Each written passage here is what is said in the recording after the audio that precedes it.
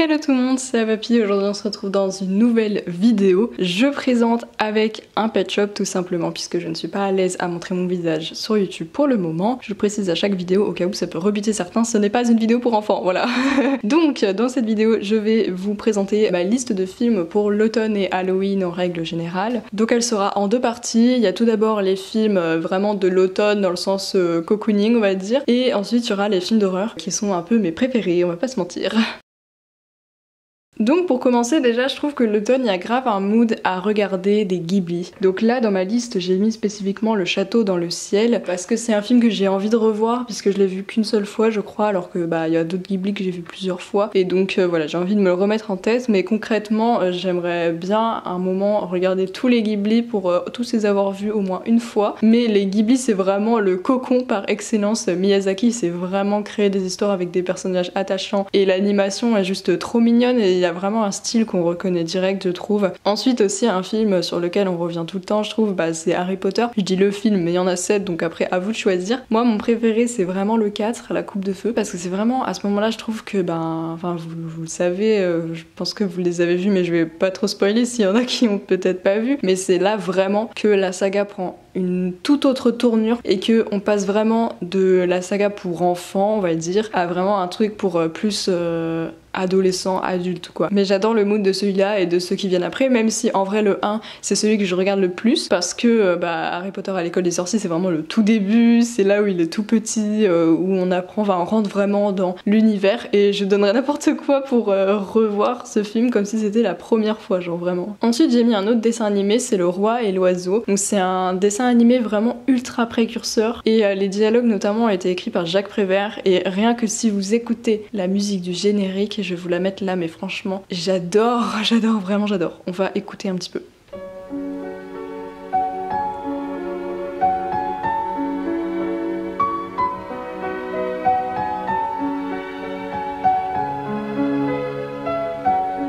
Voilà, donc dès que tu mets le DVD dans ton lecteur, t'as direct cette musique et ça m'a fait directement rentrer dedans et je me suis dit oh là là ça va être super. Les dessins sont trop mignons, l'univers j'adore aussi, donc en fait c'est un roi qui louche clairement.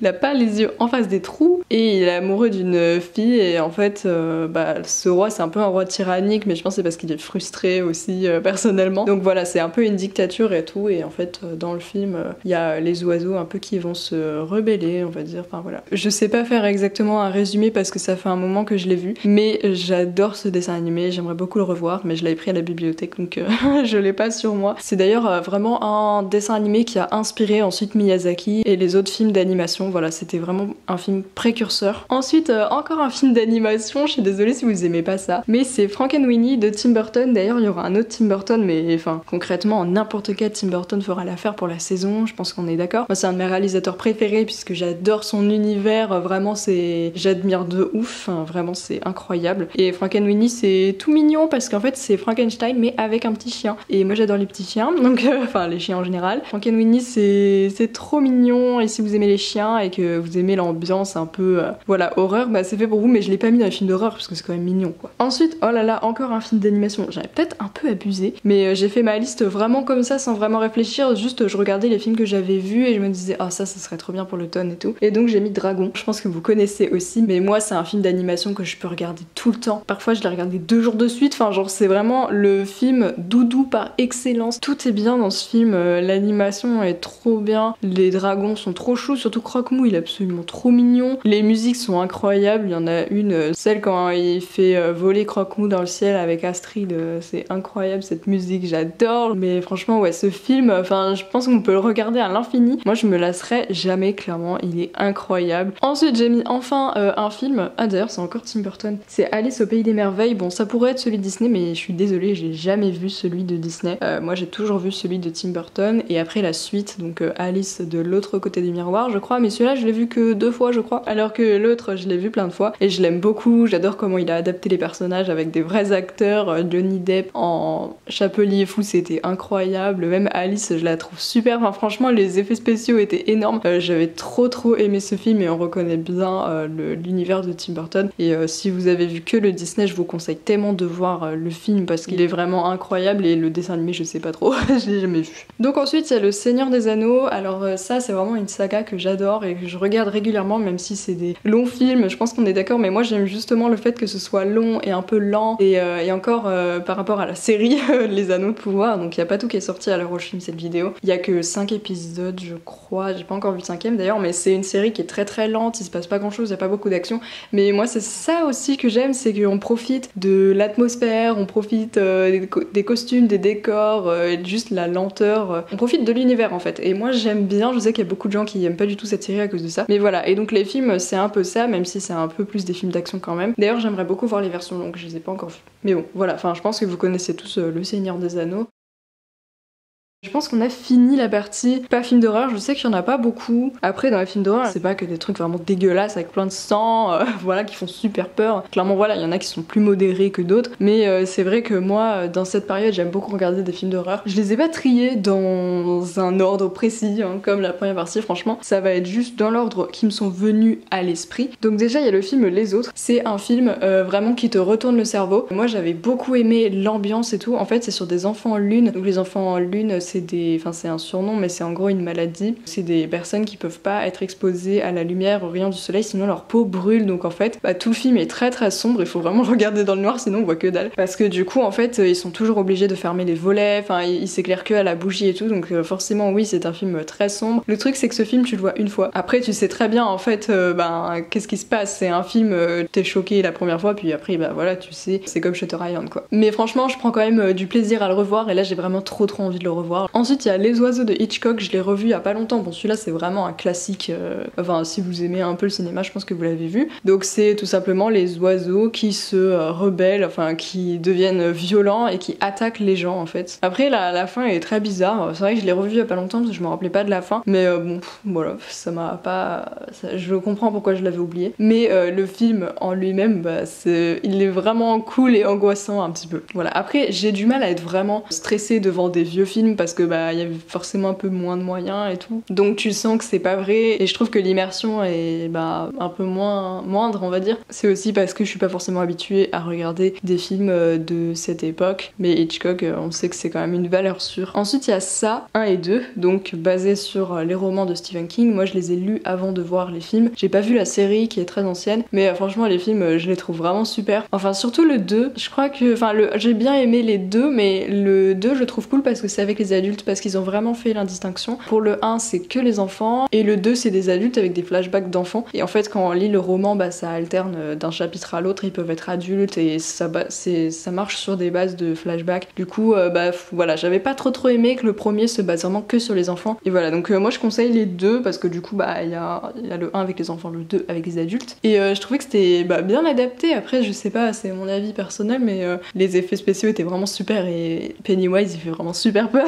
Ensuite American Nightmare, celui-là je l'ai vu qu'une seule fois et je crois que ça s'appelle The Purge en anglais, mais je suis pas sûre. Et j'ai tendance à l'appeler La Purge aussi parce que en fait c'est littéralement ça, le film c'est La Purge. En gros c'est aux États-Unis, je sais plus si ça se passe dans le futur ou quoi, mais en tout cas il y a un jour qui a été décrété dans l'année où en fait le système il est tellement restrictif je crois que les gens sont frustrés et du coup on leur laisse un jour dans l'année, enfin c'est une nuit, c'est même pas 24 heures complètes, je crois c'est 12 heures, où tous les crimes possibles et imaginables sont possibles et donc tu peux tout faire et donc même tuer des gens. Et donc c'est ça, c'est la purge. Et donc en fait il y a plein de gens qui meurent cette nuit-là, enfin il y a plein de trucs horribles qui se passent. Et voilà, c'est ça le film, donc on voit une nuit de la purge. Et j'avais trop aimé ce film, je trouvais le concept vachement drôle, enfin ça serait bien que ça n'existe pas dans la vraie vie. C'est bien d'ailleurs que ça n'existe pas dans la vraie vie, mais en film c'était vraiment marrant et c'est vrai que j'aurais jamais pensé à ça. Donc je vous le conseille, même si forcément c'est un peu violent évidemment. Si vous aimez pas trop le sang, c'est peut-être pas pour vous. Et je vais dire la même chose pour le film qui suit puisque c'est Saw de James Wan et un peu Lee Whannell.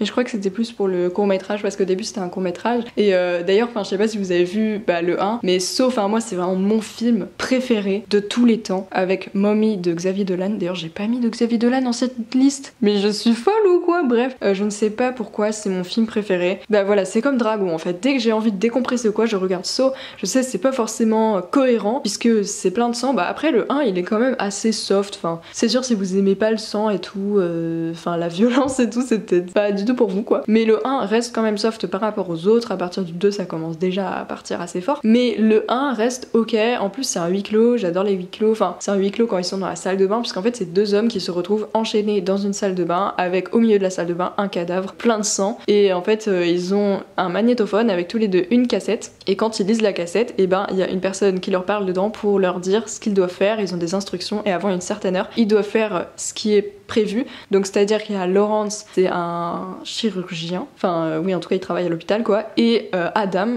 lui il a un peu une vie pourrie, un appart miteux, lui il prend des photos des gens dans la rue, enfin voilà, il fait des petits boulots de photographe comme ça qui sont pas forcément super recommandés, enfin voilà, pour essayer de vivre comme il peut quoi. Et donc tous les deux se retrouvent enchaînés dans la salle de bain, et le but c'est que Lawrence il doit tuer Adam avant 18h je crois, et si il le fait pas, et ben tous les deux vont mourir. Et en fait tout le long du film ils trouvent des indices petit à petit qui leur permet de comprendre un peu, et voilà ils essayent de s'en sortir comme ils peuvent, parce qu'évidemment Lawrence n'a pas forcément envie de tuer Adam, surtout qu'ils se connaissent même pas, enfin voilà quoi. Et plus le film avance, plus on découvre des choses sur ces deux personnages, et voilà, enfin franchement c'est incroyable, j'adore ce film, franchement c'est le meilleur de toute la série, puisque après il y a certains films Saw, je trouve c'est vraiment de la violence pour de la violence, après il faut un peu aimer ça, mais c'est vrai que bah voilà, les derniers c'est pas forcément les préférés, mais le premier c'est celui que j'aime le plus. Ensuite j'ai mis Alien, bon ça me paraissait un peu logique puisque Alien c'est aussi un de mes films préférés, j'aime beaucoup. En fait j'aime beaucoup le fait qu'on ait très peur et qu'en fait l'alien on le voit quasiment pas dans le film, on le voit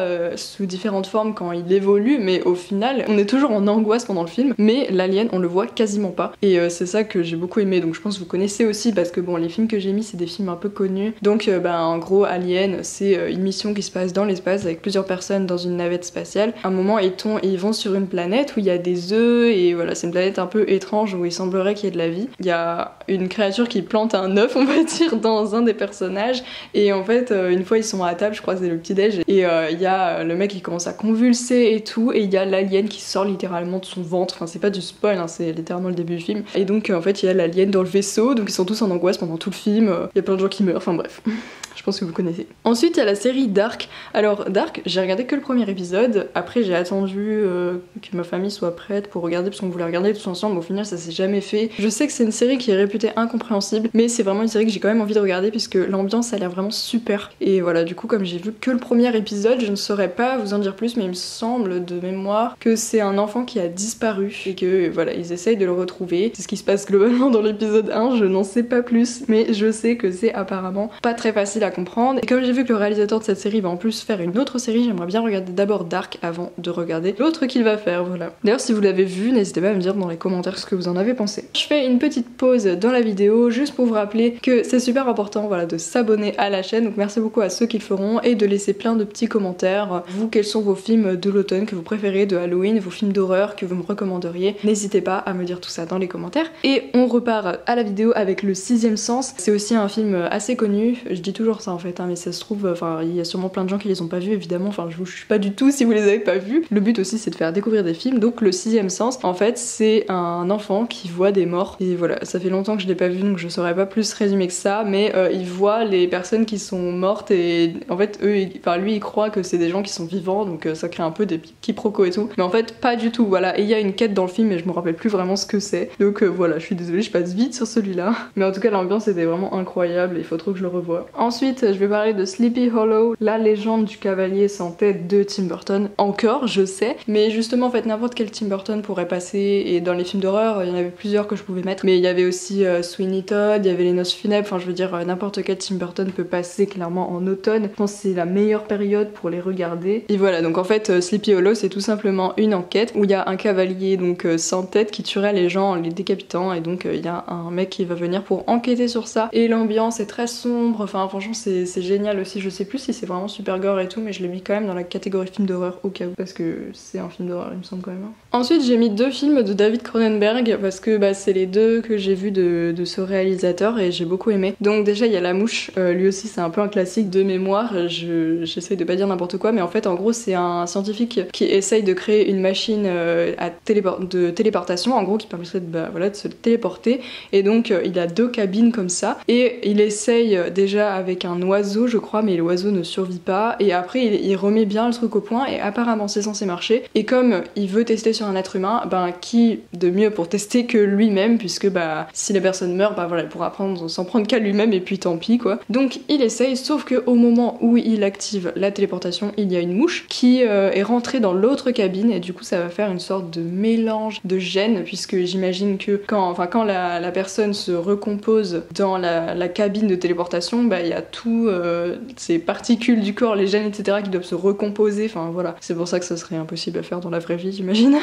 Et donc en fait les gènes de la mouche et de l'homme se sont mélangés et l'homme petit à petit va devenir une mouche. Et c'est dégueulasse, c'est absolument dégueulasse, c'est immonde, il y a plein de scènes qui sont vraiment horribles, mais c'est incroyable, je trouve, vraiment ça m'a rappelé la métamorphose de Kafka en fait, c'est le même délire, genre le mec, enfin pas le même délire parce que là on voit quand même la transformation, c'est ça qui est un peu dégueu, alors que dans Kafka le mec se réveille littéralement en cafard. Donc celui-là c'est vraiment un classique de l'horreur et j'ai adoré. Et ensuite j'ai vu au cinéma Les Crimes du futur, donc c'est aussi de David Cronenberg, et c'est sorti il y a pas longtemps, je crois que c'était pour le festival de Cannes, et c'est aussi un film vraiment difficile à regarder si vous aimez pas les coupures, le sang, tout ça. C'est un peu violent à ce niveau-là. Et en fait c'est une sorte de dystopie je dirais, ouais, puisque ça se passe dans le futur. Et en fait les hommes ne sentent plus du tout la douleur. Et en fait ils ont plus trop d'émotions et tout. Enfin voilà, c'est plus compliqué de ressentir le désir on va dire. Donc c'est vraiment centré sur les relations sexuelles. Hein.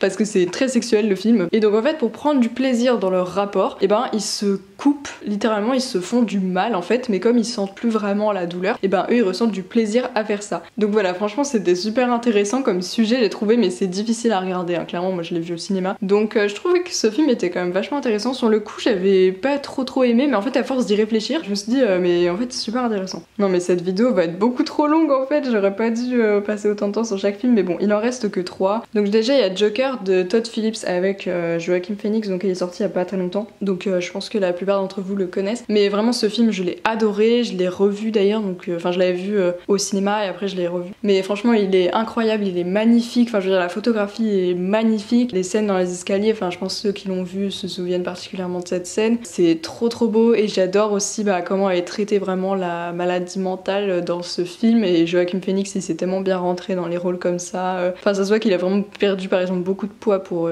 faire le personnage. Il y a des scènes avec les psychologues où vraiment il se sent pas du tout écouté, enfin vraiment il y a des trucs je pense qui sont super réalistes, et en même temps aussi des trucs pas du tout réalistes, genre par exemple à la fin, enfin je veux pas vous dire la fin, en tout cas ça parle beaucoup de maladie mentale, les hôpitaux, les centres psychiatriques, tout ça. Il vit avec sa mère, à un moment il a complètement des hallucinations, enfin clairement il a plein de problèmes dans sa vie ce mec, et on voit aussi quand il rencontre Bruce, donc Batman, voilà. Mais franchement j'ai beaucoup aimé ce film, c'était, enfin évidemment le sujet est horrible, mais c'était vraiment super bien réalisé je trouve. Ensuite il y a The Shining, donc réalisé par Kubrick, voilà, donc basé encore sur les romans de Stephen King. En vrai j'ai un peu hésité si je parlais aussi de Dolores Claiborne, enfin les films comme ça, Misery, qui ont été adaptés, parce que je les adore. Franchement j'aime très souvent les adaptations des romans de Stephen King, mais The Shining c'est, même si je sais que Stephen King l'a pas du tout aimé, moi j'ai vraiment adoré ce film et je l'ai vu plusieurs fois, et d'ailleurs j'ai trop envie de le revoir. Donc c'est avec Jack Nicholson en plus, donc voilà. Et je pense que vous connaissez tous